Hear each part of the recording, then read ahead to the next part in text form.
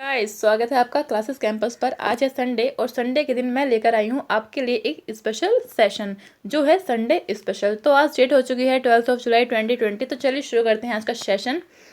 अगर आप चैनल पर हैं नहीं तो चैनल को कीजिए सब्सक्राइब और हिट द बेल आइकन। तो गाइस, जो आज मैं संडे स्पेशल में आपके लिए जो खबर लाई हूँ वो है, हाल ही में किस यूरोपियन देश ने हांगकांग के वासियों को नागरिकता देने की पेशकश की है। तो गाइस, इसका आंसर तो होगा यूनाइटेड किंगडम। लेकिन मैं इस खबर को आपके लिए लाई क्यों हूँ, उसका रीज़न है कि मुझे आपको बताना है हांगकांग और यूनाइटेड किंगडम की हिस्ट्री और इन दोनों के बीच क्या है रिलेशन। तो मुझे बताना है आज आपको ये, ठीक है गाइस। तो चलिए शुरू करते हैं आज का सेशन इस मैप के साथ। गाइज, मैं लेकर आई हूँ आपके लिए वर्ल्ड मैप, जिसके थ्रू मैं आपको बताऊंगी कि जो यूनाइटेड किंगडम और हांगकांग के बीच जो रिलेशन है वो क्या है, किस तरीके से हैं। ठीक है गाइज, तो देखिए पहले मैप में कि इन सब की लोकेशन क्या है। तो गाइज, जो मैंने आपको बताया यूरोपियन देश यानी कि ब्रिटेन है यहाँ पर, और ये है यूरोप कॉन्टिनेंट। ठीक है गाइज, यूरोप कॉन्टिनेंट है। और साथ ही यह है अपना प्यारा भारत। सबसे पहले हमें अपना प्यारा भारत ही देखना चाहिए मैप में, ठीक है गाइस।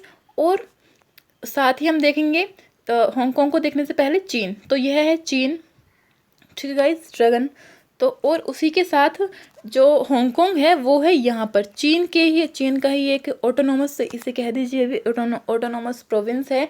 जैसे कि अच्छा, चीन और हांगकांग के बीच कैसा रिलेशन है, जैसे कि हमारा इंडिया और जम्मू कश्मीर का रिलेशन है। यानी कि इंडिया और जम्मू कश्मीर में कैसा रिलेशन है, यानी कि वन नेशन और टू सिस्टम, यानी कि टू लॉज हैं। एक देश में दो लॉज हैं, दो तरीके से कानून चलते हैं। किसमें? इंडिया में और जम्मू कश्मीर में।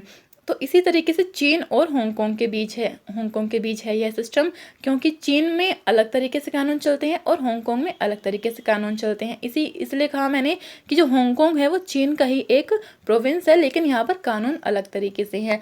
ठीक है गाइस, तो हम बात करेंगे सभी उन कानून की। तो गाइस, अब देखिए आप कि जो ब्रिटेन है वो है यहाँ पर, और जो हांगकांग है वो है यहाँ पर। तो गाइज, आप सोच रहे होंगे कि इतनी दूरी पर इन दोनों की क्या रिलेशन हो सकते हैं। तो गाइज, आइए डिस्कस करते हैं इन दोनों के बीच इतनी दूरी पर भी कैसे ये इतने अच्छे रिलेशन हैं। जो हांगकांग को जो ब्रिटेन है वो मुसीबत में इतने काम आ रहा है, वहाँ के जो सिटीजन्स हैं उनको वो दे रहा है क्या? नागरिकता।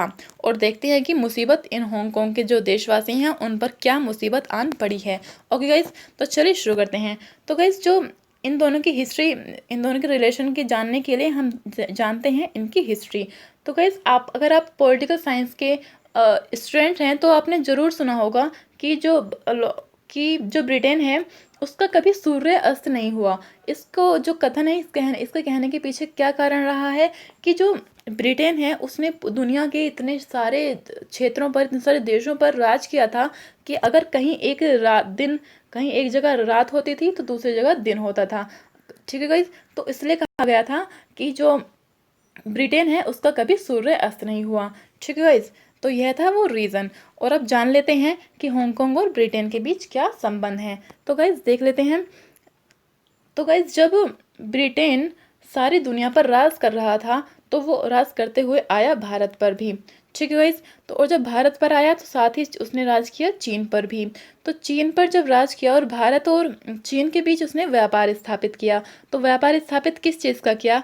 तो जो हमारे जो ये ब्रिटेन था इसने भारत में क्या किया?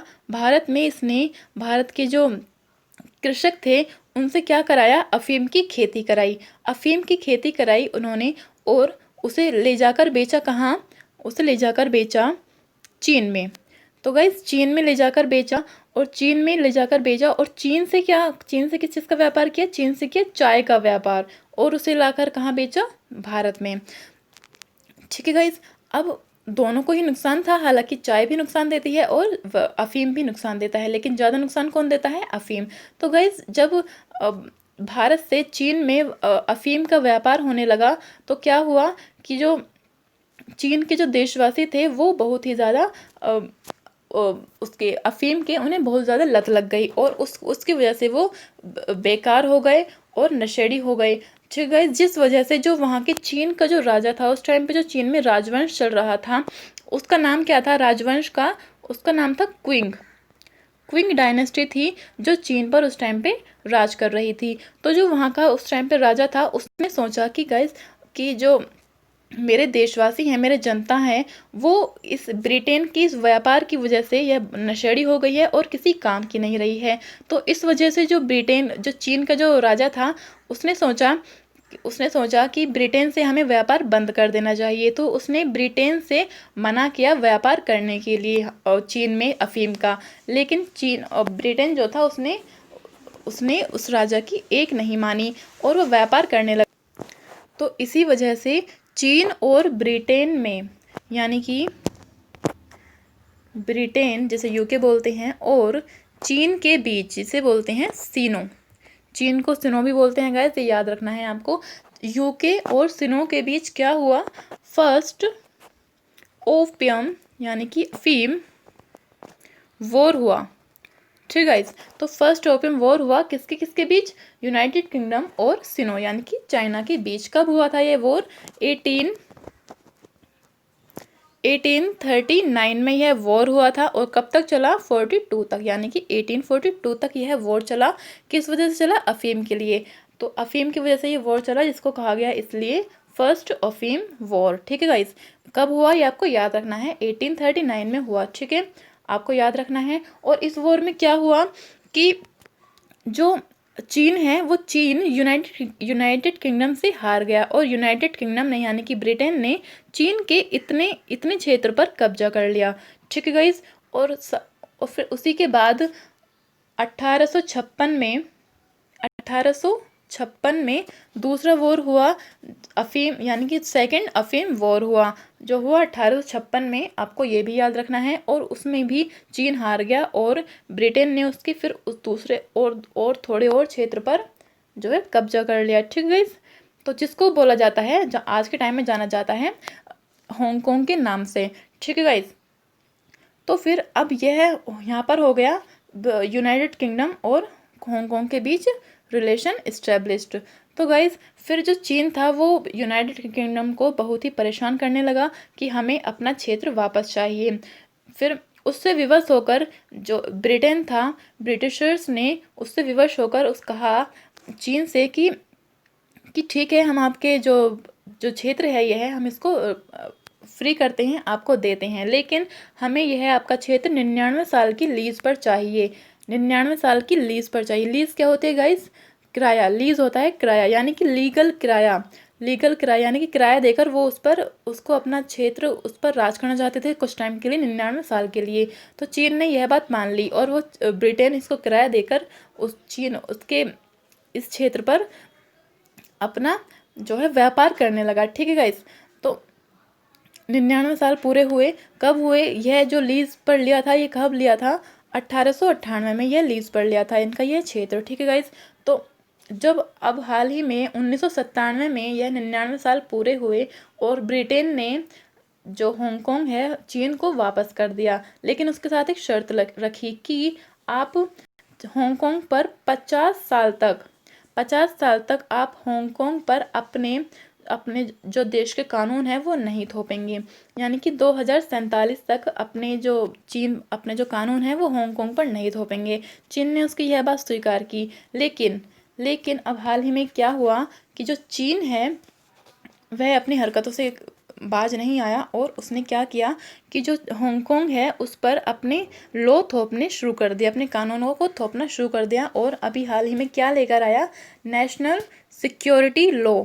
हाल ही में 1 जुलाई को नेशनल सिक्योरिटी लॉ लेकर आ गया। और उसमें क्या कहा गया कि जो हांगकांग के देशवासी हैं वो चीन पर कोई भी उसका विरोध नहीं करेंगे किसी भी कानून का। और जो चीन है वो हांगकांग की प्रेस को जब्त कर लेगी, यानी कि उसको जो हांगकांग की प्रेस जो है स्वतंत्र है, जबकि चीन की प्रेस जो है वो स्वतंत्र नहीं है। तो इसलिए जो चीन है वो यह लॉ लेकर आया जिससे हांगकांग के देशवासी परेशान होकर वो ब्रिटेन की तरफ शरण लेने भागे। तो इसलिए जो ब्रिटेन है वो उसने कहा कि हम अपने जो हांगकांग के जो देशवासी हैं उनको हम क्या देंगे, नागरिकता देंगे। तो गाइज यह था पूरा इस जो स्पेशल सेशन में लेकर आई थी उसका भी पूरा था एनालिसिस। तो गाइस ब्रिटेन ने इसी वजह से कहा है, और आपको पता चल गया होगा कि इनके बीच रिलेशनशिप क्या है। तो गाइस इस वजह से कहा है ब्रिटेन ने हांगकांग के वासियों को नागरिकता देने के लिए। और ब्रिटेन ने कहा है कि हम करीब 3 मिलियन लोगों को, यानी कि 30 लाख लोगों को हम अपने देश की क्या दे सकते हैं, नागरिकता। ठीक है गाइस, तो यह था इस पूरे क्वेश्चन का एनालिसिस। ओके गाइस, आपको पसंद आया होगा आई होप, और thanks for watching, thanks for support.